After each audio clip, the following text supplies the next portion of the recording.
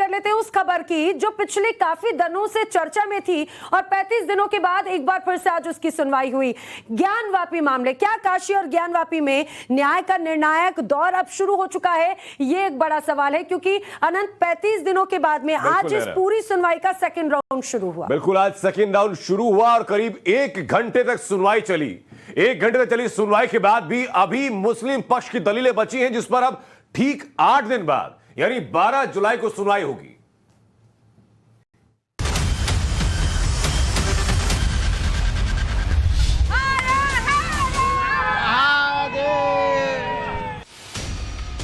सोमवार के दिन काशी विश्वनाथ मंदिर में श्रद्धालुओं की भीड़ उमड़ी। भीड़ में जबरदस्त जोश और उत्साह था।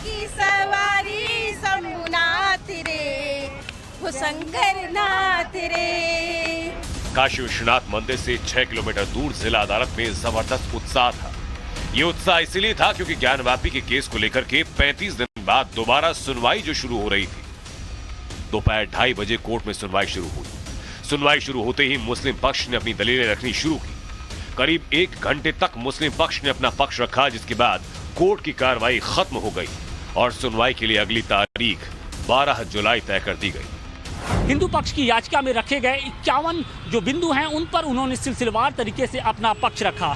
इस दौरान उन्होंने 1991 के वर्शिप एक्ट के साथ साथ 1937 के दीन मोहम्मद जो केस है उसका भी हवाला देकर हिंदू पक्ष की याचिका पर सवाल उठाए। यही नहीं, उन्होंने 1669 से लेकर अब तक ज्ञानवापी से जुड़े हुए जितने भी घटनाक्रम हुए उनका भी जिक्र किया। एक बार फिर से 12 जुलाई को कोर्ट बैठेगी और इस दौरान जो मुस्लिम पक्ष है वो अपना कानूनी पक्ष कोर्ट के सामने रखेगा। 12 जुलाई को भी मुस्लिम पक्ष कोर्ट में अपनी बची हुई दलील रखेगा, जिसके बाद हिंदू पक्षकारों को अपना पक्ष रखने का मौका मिलेगा। इसके बाद कोर्ट ये तय करेगा कि हिंदू पक्ष की याचिका सुनवाई के योग्य है या नहीं। 1936 से फैसला हुआ, वह वक्फ की प्रॉपर्टी उसमें लोग दीन मोहम्मद के लोग नहीं साबित कर पाए और जिसके कारण फिर ये हाईकोर्ट में गए। हाईकोर्ट में 1944 में जो फैसला आया, स्पष्ट आया कि दीन यह वक्फ की प्रॉपर्टी नहीं है। यदि वक्फ की प्रॉपर्टी नहीं है तो मस्जिद भी यह नहीं है। 8 दिन बाद मिली सुनवाई की अगली तारीख को देखते हुए हिंदू पक्ष के वकील विष्णु शंकर जैन ने कोर्ट से रोजाना सुनवाई की मांग की। हिंदू पक्ष की दलील की केस पर जल्द से जल्द फैसला आए और इसलिए सुनवाई रोज की जाए। हमारा यही कहना है, कोर्ट से आज हमने रिक्वेस्ट की है कि अगली बार से जब इस मामले की सुनवाई हो तो हियरिंग में कंटिन्यूटी रहे और लगातार 12, 13, 14 जब तक हो रही है हम यहीं रुकेंगे, इस मामले की सुनवाई हम करके जाएं। तो माननीय न्यायालय ने यही हर दोनों साइड से ये एक अपनी इच्छा जताई है कि जो दोनों पार्टीज है एक डेट निर्धारित करें और उस डेट पे कंटिन्यूटी इन हियरिंग रहे।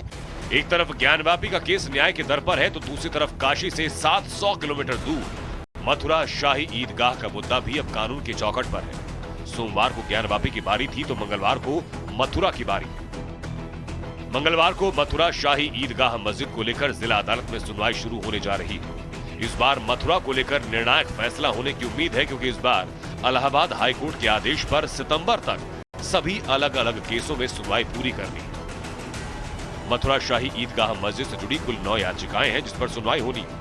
आपको बताते हैं कि उन 9 अलग अलग याचिकाओं में क्या मांग की गई। एक याचिका में मांग की गई कि शाही ईदगाह की जमीन श्री कृष्ण जन्मभूमि ट्रस्ट को सौंपी जाए। एक याचिका में कोर्ट कमिश्नर नियुक्त करने और ईदगाह मस्जिद का आर्कियोलॉजिकल सर्वे कराने की मांग है। एक अन्य याचिका में ईदगाह मस्जिद में लड्डू गोपाल की पूजा और अभिषेक कराने की मंजूरी देने की मांग रखी गई।